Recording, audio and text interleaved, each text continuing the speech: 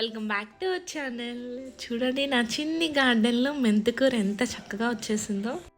ఇది నా చేపల పులుసుదండి, ఇరిగిపోయింది. సో దాంట్లో మట్టి వేసి మెంతులు వేస్తాను. చూసారా ఎంత చక్కగా వచ్చేసిందో.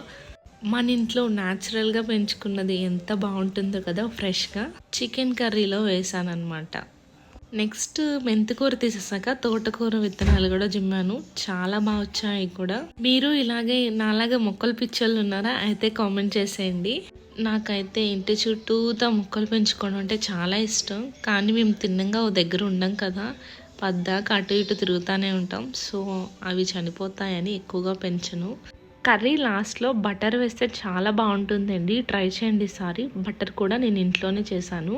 మీకు వీడియో లింక్ కావాలంటే కామెంట్ చేయండి. నేను ఆల్రెడీ పోస్ట్ చేశాను మన ఛానల్లో. Thank you for watching. Please like, share and subscribe చేసుకోండి ప్లీజ్.